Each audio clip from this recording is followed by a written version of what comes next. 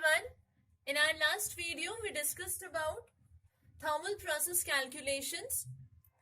Now I have got this particular question as a doubt from one of the aspirants. So in this video, I'll be first discussing this question. This question came in GATE 2011 paper in XC group. And after discussing this question, I'll be discussing about freezing rate. That is also one of the very important topics. From there also, you'll be getting one question. So let me first tell you about this particular question.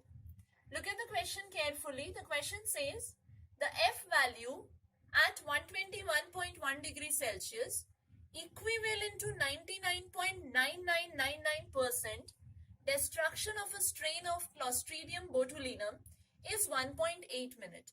You have been provided with this particular data.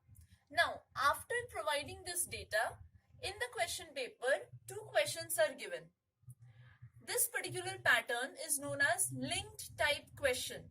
Linked type question means you have to answer question number 1 and you have to answer question number 2 also.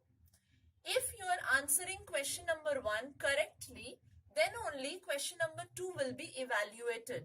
Otherwise, you will get negative marking in question number 1 and in question number 2 also. So, you have to first attempt question number 1. Based on the value which you will get in question number 1, you have to solve question number 2. So this value has to be correct. The question says the D0 value of the organism will be how much? So the second question says the F0 value based on 12D concept using the D0 value of the above organism and a most likely spore load in the product of 100 will be. So look at the data given in the question. First of all, the data given is F value. F value, how much value is given? 1.8 minutes. What is being said? That at 121.1 degrees Celsius, if the strain of Clostridium botulinum is being treated, then क्या हो रहा है? 99.9999% strains जो हैं वो kill हो जा रहे हैं. ठीक है? कितना F value दिया हुआ है? 1.8 minute. तो फर्स्ट क्वेश्चन क्या कह रहा है, आपको क्या इवैल्यूएट करना है? D0 value of the organism, right? तो पहले ये बोला गया है, look at the solution, 99.9999% strain skill हो गए हैं. परसेंटेज में हम टोटल क्या कंसिडर करते हैं? 100. तो 100 में से अगर 99.99 ये परसेंटेज अगर किल हो गए तो सर्वाइवर कितना है? 1. So there is only one survivor, right? अब ये one survivor कहाँ से है? One survivor from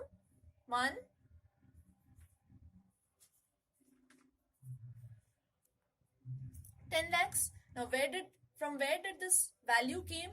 यहाँ देखिए 1, 2, 3, 4, 5, 6. 6 numbers हैं. So 1, 2, 3, 4, 5, 6. I have taken 6 zeros. यहाँ पे जो भी वैल्यू दिया हुआ रहेगा, जितने भी नंबर्स रहेंगे 3, 4, 5, उतने ही आप यहाँ पे जीरोस यूज करेंगे. तो 10 lakhs में से क्या है? 1 सर्वाइवर है. तो क्या हम इसे लिख सकते हैं कि 1 सर्वाइवर है कहाँ से? 10 lakh में से. So 1 upon 10 lakh. So this can be written as 1 into 10 to the power -6, right? अब ये जो 6 वैल्यू है, ये है क्या बेसिकली? ये है नंबर ऑफ डेसिमल रिडक्शंस. कितना रिडक्शन हुआ? तो नंबर ऑफ डेसिमल रिडक्शंस यहाँ पे क्या है? 6. How do we represent this number of decimal reduction?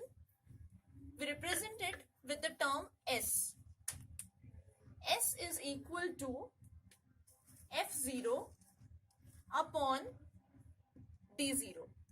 Now S, the value you got is 6. Minus sign को कंसिडर नहीं करना है. F0 का वैल्यू आपके पास दिया हुआ है 1.8 minute.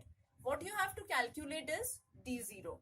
So from here, D0 will move on this particular side and 6 will come on this side. So D0 will be equal to 1.8 upon 6, right? So this is equal to 0.3 minute. This is your answer for D0. See, it was very simple to calculate. तो ये जो first question था, the D0 value of the organism will be dash. कितना answer मिला हमें? Answer मिला हमें finally 0.3 minute. तो आपने फर्स्ट क्वेश्चन सॉल्व कर लिया. कैसे सॉल्व किया? आपको पहले S का वैल्यू निकालना था. एस का वैल्यू आपने कैसे निकाला? क्वेश्चन में क्या बोल दिया गया था? 99.9999% क्या हो गए? स्ट्रेन्स किल हो गए। अगर 99% किल है मतलब कितना परसेंट बचा हुआ है? 1% survivor.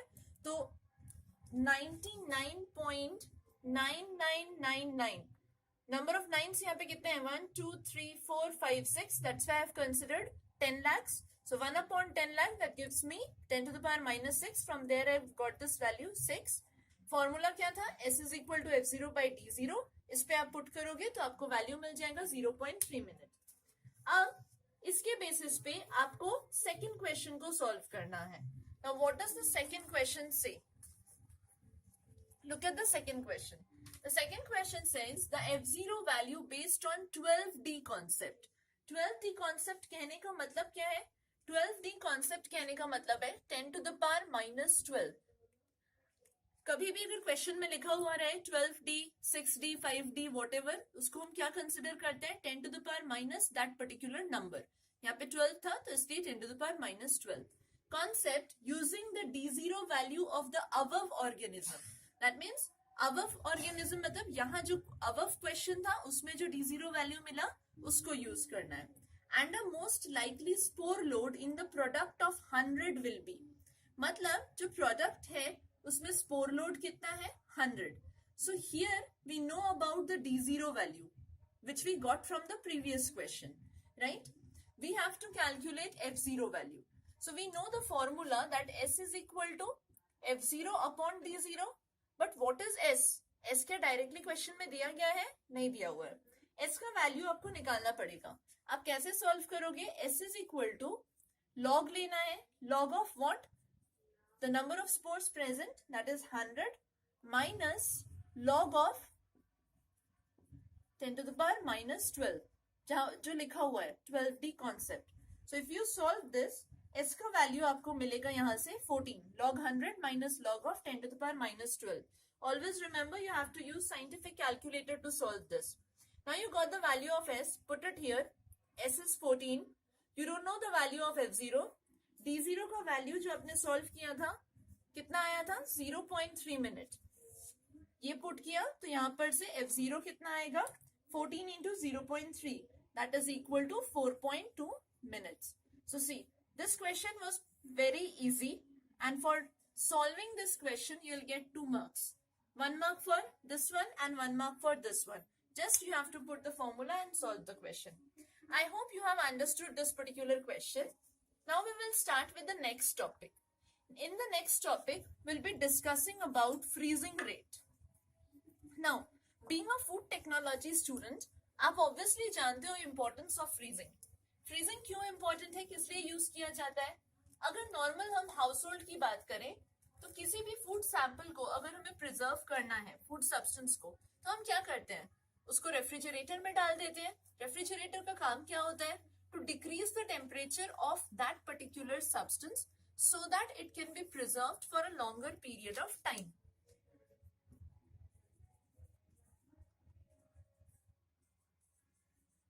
Isn't it? So, refrigerator जो है वो बेसिक एग्जाम्पल है, राइट? बेसिकली फ्रीजिंग में होता क्या है? पहले इस टर्म को समझते हैं। फ्रीजिंग मतलब क्या? ऑब्वियसली आइस फॉर्म करना। That means temperature will be reduced to either 0 degree Celsius or it will be below 0 degree Celsius. दोनों में से कुछ भी हो सकता है। तो अगर हम फ्रीजिंग कर रहे हैं, सपोज एक फूड सैंपल है, इसको अगर हमें प्रिजर्व करना है और हमने फ्रीजिंग टेक्नोलॉजी यूज किया इसको प्रिजर्व करने के लिए, तो क्या होगा? क्या रिड्यूस करना है हमें? मॉइस्चर। ऑब्वियसली किसी भी फूड सैंपल को प्रिजर्व करने के लिए उसके मॉइस्चर कंटेंट को रिड्यूस करने की जरूरत है। मॉइस्चर मतलब क्या? वाटर। अब इस फूड सैंपल में वाटर पार्टिकल्स भी हैं और सॉलिड पार्टिकल्स भी हैं। तो ये जो वाटर पार्टिकल्स हैं, ये जब भी आप फ्रीजिंग टेक्नोलॉजी अप्लाई करोगे ये क्या हो जाएंगे? क्रिस्टलाइज करेंगे। They will form ice. Now to crystallize water what you will do? You will use a medium जो इस फूड सैंपल के टेम्परेचर को लोअर डाउन करे और वाटर को क्रिस्टलाइज करे। That medium can be cold air, जैसे रेफ्रिजरेटर में होता है, कोल्ड एयर सर्कुलेट करते हैं। Because of that cold air क्या होता है? कोल्ड एयर इस वाटर को क्या करेगा? क्रिस्टलाइज कर देगा और यहाँ जितना भी हीट था वो कोल्ड एयर एब्जॉर्ब कर लेगा and it will change into hot air and it will go out of the refrigerator. So this is the basic concept. तो यहाँ पे कुछ टर्म्स बहुत इंपॉर्टेंट है. अगर आप इंडस्ट्री की बात कर रहे हो, आपको बोला गया कि एक फूड सैंपल को प्रिजर्व करना है थ्रू फ्रीजिंग, तो आप कौन कौन से टर्म को कंसिडर करोगे? First of all you need to know कि सैंपल को आपको कितने टाइम तक फ्रीज करना है ताकि वो प्रिजर्व हो जाए, right? So the first important term which comes is TF. What is TF? TF is freezing time. How much time is required to freeze that sample, right? अब freezing time तो पता चल गया, कितने टेम्परेचर तक उस सैंपल के temperature को रिड्यूस करना है ताकि वो प्रिजर्व रहे, वो जानना भी जरूरी है. So small TF is freezing time. Capital T with base small f, that is your freezing point. That means the temperature up to which you will be decreasing the sample's temperature. That is freezing point. So this is in degree Celsius, right? Next, एक sample को preserve करना है आपको. Suppose एक sample है आपके पास, इस sample का थिकनेस है 5 सेंटीमीटर और दूसरा एक सैंपल है आपके पास, इसका थिकनेस है 10 सेंटीमीटर. तो क्या ये दोनों सैंपल को फ्रीज करने के लिए टाइम सेम लगेगा? नहीं. जिसका थिकनेस ज्यादा होगा उसको फ्रीज करने के लिए हमें ज्यादा टाइम की जरूरत होगी. That means next important factor जो कंसिडरेशन में आ रहा है वो क्या हो रहा है? थिकनेस. उसको रिप्रेजेंट कर रहे हैं हम डी से. D is thickness of the sample, right? Thickness important है. Now during freezing, what will happen? During freezing, there will be heat transfer, right? Now ये heat transfer कैसे हो रहा है? कौन सा heat transfer हो रहा है? Latent heat of freezing. So there will be obviously heat transfer coefficient. क्योंकि heat transfer हो रहा है तो heat transfer coefficient तो रहेगा ही. अब हमने क्या कहा कि जब हम फ्रीज कर रहे हैं तो क्या फ्रीज हो रहा है? सैंपल में जो वाटर है वो क्रिस्टलाइज कर रहा है, तो obviously there will be latent heat of crystallization. But what we are freezing ultimately the sample. So we will consider two things. First of all will consider the latent heat of freezing.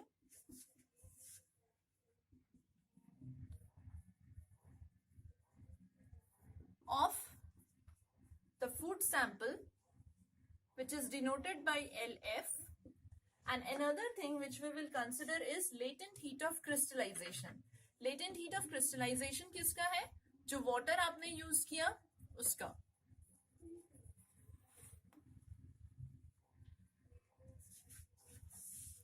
Latent heat of crystallization, right?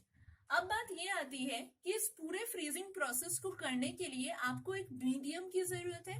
तो medium के form में हम क्या use करते हैं? Generally cold air. तो उस cold air का भी तो एक टेम्परेचर होगा, तो that is considered as TA. So TA is the freezing medium temperature. Freezing medium temperature. Now after that, as you are freezing a particular substance, water वहां पे प्रेजेंट है, तो नेक्स्ट इंपॉर्टेंट टर्म जो आती है consideration में वो है डेंसिटी, राइट? क्योंकि वाटर प्रेजेंट है तो डेंसिटी को भी कंसिडर करना जरूरी है. तो डेंसिटी को अगर कंसिडर करेंगे, density is represented by rho. Rho F, that is density of the food sample. Okay, after that the next important thing which we will consider is MW. Now what is this MW? The moisture content. Moisture किसका होगा? Water जो है वहां पे present, उसी को हम moisture कह रहे हैं, तो उसे represent किया जा रहा है MW से, क्योंकि इस MW को ही आपको reduce करना है. Moisture को reduce करोगे तभी sample preserve होगा. तो ये क्या हो गया आपका? Moisture. ठीक है? Based on all these factors, Planck ने एक इक्वेशन बनाया जिससे कि हम फ्रीजिंग रेट को कैलकुलेट कर सके, मतलब अल्टीमेटली फ्रीजिंग टाइम को कैलकुलेट कर सके. तो फॉर्मूला क्या है? TF is equal to, we just need to know about the formula, LF into rho F divided by TF minus TA into P into D by H plus R into D square by K. Now look at this formula. यहाँ पे आपको क्या मिला? LF, ये मैंने already आपको बताया, ये क्या है? Latent heat of freezing of the food sample. इसे आप कैसे कैलकुलेट करोगे? इसके लिए फॉर्मूला क्या है? LF is equal to MW into L. ये MW क्या है? मॉइस्चर कंटेंट, और L क्या है? Latent heat of crystallization. अब देखिए, इस फॉर्मूला में कुछ और भी अननोन टर्म्स आपको मिले हैं. एक क्या है? P और दूसरा क्या है? R. जैसे मैंने आपको बताया कि अगर एक सैंपल का थिकनेस 5 सेंटीमीटर है और एक दूसरा सैंपल उसका थिकनेस 10 सेंटीमीटर है, तो ऑब्वियसली दोनों को फ्रीज करने का जो टाइम होगा वो वेरी करेगा. सिमिलरली थिकनेस पे जैसे डिपेंडेंट है, सिमिलरली एक सैंपल के शेप के ऊपर भी डिपेंड करता है कि फ्रीजिंग टाइम कितना होगा. तो ये जो P एंड R हैं, ये दोनों क्या है? Shape constants. इनके कुछ वैल्यूज हैं, आपको ये वैल्यूज याद रखने हैं.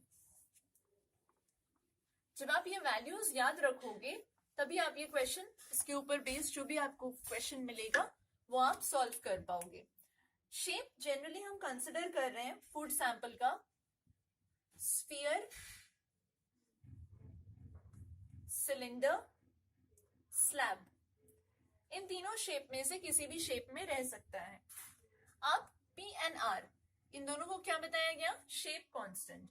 पहले हम P के वैल्यूज देखते हैं. अगर फूड सैंपल एक स्फीयर के फॉर्म में है तो उसका वैल्यू होगा 1/6. अगर सिलेंडर के फॉर्म में है 1/4. अगर स्लैब के फॉर्म में है 1/2.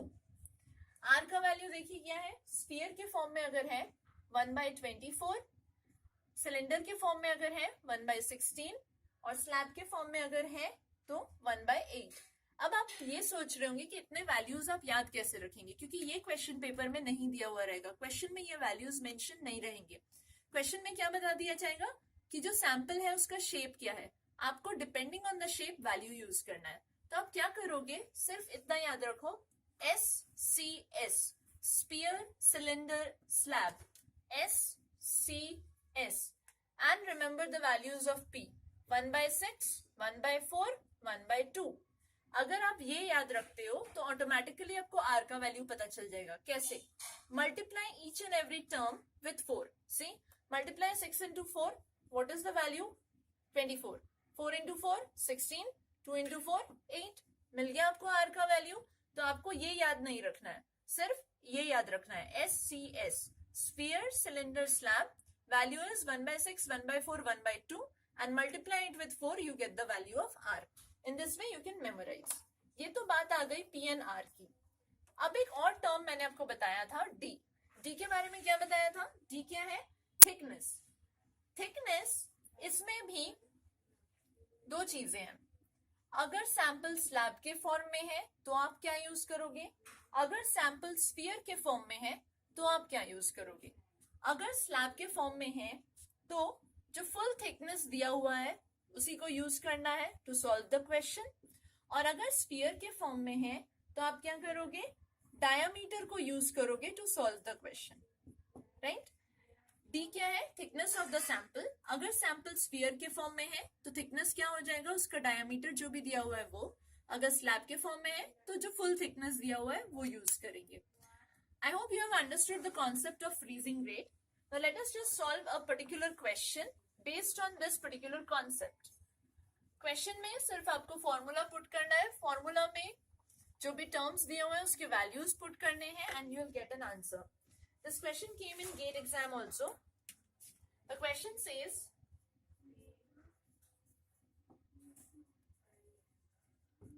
fish fillet having 84% moisture.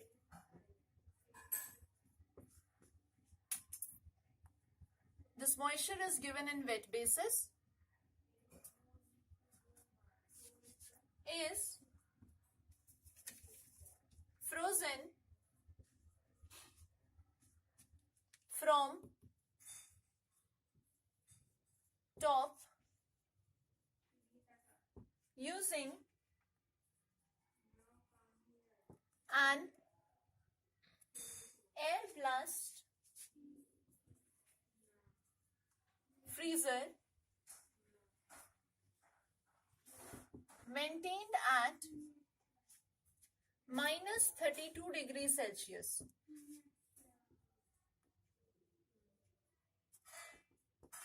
The initial temperature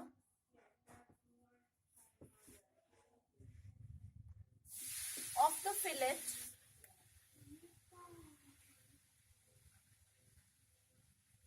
with density 1050 kg per meter cube is minus 2 degrees Celsius.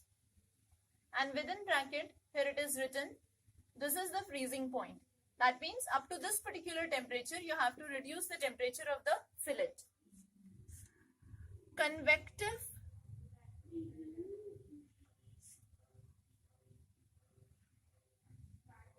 heat transfer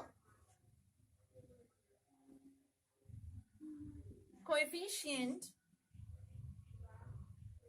of air is 25 watt per meter square Kelvin. Thermal conductivity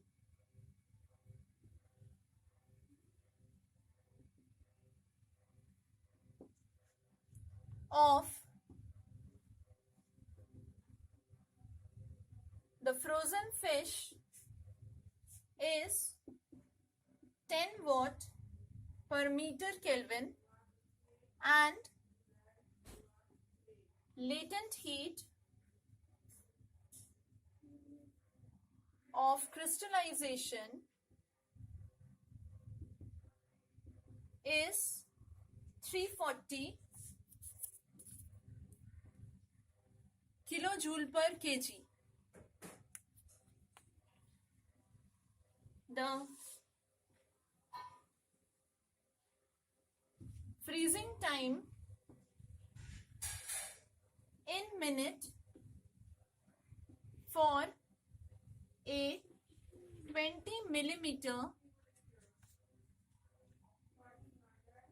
thick block of fish fillet weighing 1 kg is dash. This is the entire question. Question देखने में काफी बड़ा लग रहा है, but अब जब solve करोगे ये उतना ही छोटा है. क्वेश्चन देखिए क्या है. फिश फिलेट क्या कह रहा है. फिश फिलेट है हैविंग 84% मॉइस्चर कितना है उसमें 84%. इसको रिड्यूस करना है, तभी हम इसे प्रिजर्व कर सकते हैं. Is frozen from top using an air blast freezer. मतलब जो मीडियम है जिसको यूज किया जा रहा है to cool down the temperature of the fish fillet, that is air. उस एयर का टेम्परेचर कितना मेंटेन किया गया है, माइनस 32 डिग्री सेल्सियस. उसके बाद बोला है the initial temperature of the fillet. Initially temperature of the fillet with density 1050 kg per meter cube is minus 2 degree Celsius. That means initially कितना है temperature, minus 2 degree Celsius freezing point, और आपको लेकर जाना है किस पे, माइनस 32 डिग्री सेल्सियस जो आपकी एयर का टेम्परेचर है. अब यहाँ पे हीट ट्रांसफर किस तरीके से हो रहा है, convective heat transfer coefficient of air that is given 25 watt per meter square Kelvin. Thermal conductivity of the frozen fish is given, and latent heat of crystallization is given. See, latent heat of crystallization is given, but latent heat of freezing is not given, but you can calculate that. उसके बाद बोल रहा है the freezing time in minute. Answer किस में देना है, minute में. For a 20 millimeter thick block, that means sample का थिकनेस कितना है, 20 millimeter. और क्या बोला है, थिक ब्लॉक, मतलब हम शेप क्या कंसिडर करेंगे, slab of fish fillet weighing 1 kg. तो पहले ये समझ में आ गया कि सैंपल का शेप ब्लॉक बोला है, मतलब क्या है, स्लैब. मतलब पी एन आर का वैल्यू आप कितना कितना कंसिडर करोगे. अगर स्लैब है तो p का वैल्यू क्या हो जाएगा हाफ और r का वैल्यू क्या हो जाएगा 1/8. Let us just try to solve the question. सारे वैल्यूज दिए हुए हैं, सिर्फ फॉर्मूला में पुट करना है, आंसर आ जाएगा. ये जनरली 2 मार्क्स के क्वेश्चन में आता है, so you'll easily get 2 marks. What was the formula? Just look at the formula first. TF is equal to LF into rho F divided by TF minus TA into P into D divided by H plus R into D square divided by K. So let me first tell you about K. What is K? K is the thermal conductivity of the frozen sample. So एक value आपको दिया गया है K thermal conductivity, H क्या है heat transfer coefficient, इसका value भी question में मेंशन्ड है. P का वैल्यू आपको पता चल गया क्योंकि स्लैब है तो आप वैल्यू क्या कंसीडर करोगे हाफ. R का वैल्यू कितना लोगे 1/8. D का वैल्यू कितना लोगे, जब स्लैब होता है तो फुल थिकनेस कंसीडर करते हैं. यहाँ पे थिकनेस कितना बताया गया था क्वेश्चन में, क्वेश्चन में थिकनेस आपको बताया गया था 20 millimetre thick. So D is equal to 20 millimetre. लेकिन आप बाकी वैल्यूज को कंसिडर कीजिए. SI यूनिट में है तो पहले इसको चेंज करेंगे, 20 डिवाइडेड बाय 1000 मीटर कर लेंगे, ये हो गया D. अब बात क्या आती है, आपको क्या कैलकुलेट करना होगा, LF latent heat of freezing. क्यों, क्योंकि क्वेश्चन में क्या दिया हुआ था, लेटेंट हीट ऑफ क्रिस्टलाइजेशन. तो LF कैसे कैलकुलेट करते हैं, MW इंटू L. MW मतलब मॉइस्चर कंटेंट, वो क्वेश्चन में दिया हुआ था 84% मॉइस्चर इंटू L.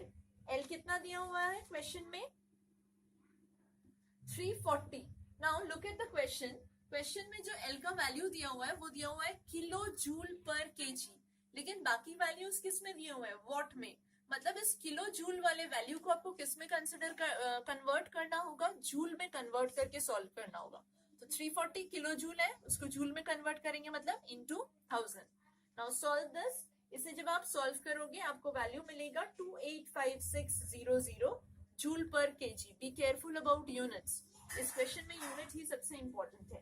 तो आपको अब सारे वैल्यूज मिल गए, अब फॉर्मूला में पुट करते हैं.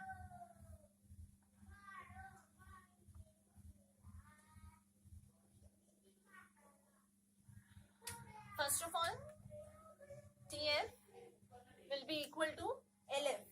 LF का वैल्यू आपने अभी कैलकुलेट किया, कितना आया था 285600 इंटू रो एफ मतलब डेंसिटी. डेंसिटी का वैल्यू कितना दिया हुआ था 1050 kg पर metre cube divided by TF मतलब फ्रीजिंग पॉइंट, उसका वैल्यू कितना है -2 माइनस TA मतलब air temperature that is -32 into P. P का वैल्यू क्योंकि स्लैब है तो हमने क्या कंसिडर किया हाफ, इंटू D का वैल्यू कितना था 20/1000 that is the thickness into 1/H. H का वैल्यू कितना दिया हुआ है क्वेश्चन में 25 plus RD square by K. R का वैल्यू कितना है 1/8 इंटू D स्क्वायर मतलब 20/1000 इसका स्क्वायर इंटू K का वैल्यू. K का वैल्यू कितना दिया हुआ है 1.0 वॉट पर मीटर केल्विन, राइट. अब sorry, the value of K is given as 10, so this is 1/10. K क्या है यहाँ पे thermal conductivity. Now you have to solve this particular equation. पहले इसे सॉल्व करेंगे, -2 माइनस ऑफ -32 मतलब ये माइनस माइनस क्या हो जाएगा प्लस, सो -2 प्लस 32 तो नीचे आ जाएगा आपका 30. अब इस पूरे टर्म को जब आप 30 से डिवाइड करोगे तो आपको मिलेगा 9996000. Then solve this particular term, half into 20/1000 into 1/25. This will be equal to 4 into 10⁻⁻4 plus solve this particular term, this will be 5 into 10⁻⁻6. तो अगर हम ब्रैकेट के अंदर जो भी ये टर्म है इसको सॉल्व करेंगे मल्टीप्लाइड बाय इस टर्म से, अगर सॉल्व करते हैं तो आंसर आना चाहिए आपका 4048.38 seconds. Now this answer has come in seconds, लेकिन क्वेश्चन में आंसर किस में मांगा गया था आपको? मिनट्स में मांगा गया था. दैट मीन्स आप क्या करोगे? 4048.38 डिवाइडेड बाय क्या कर दोगे? 60. तभी ये मिनट में चेंज हो जाएगा. तो आपका फाइनल आंसर आना चाहिए 67.47 minutes. That means the freezing time which you require to freeze the fish fillet is equal to 67.47 minutes. तो आपने देखा यहाँ पे क्वेश्चन बहुत ही इजी था. आपको सिर्फ यूनिट्स का ध्यान रखना है और क्या करना है? पी एंड आर के वैल्यू को ध्यान रखना है, डी के वैल्यू को ध्यान रखना है. इतना पुट करोगे तो ये क्वेश्चन आपका सॉल्व हो जाएगा. I hope you have understood the question that we have solved on thermal process calculation, and you have also understood freezing rate.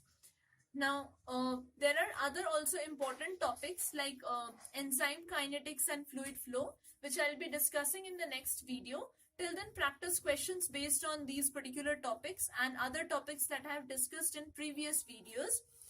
And if you like the video, please subscribe the channel and keep practicing. Gate exam is very close. So thank you all of you.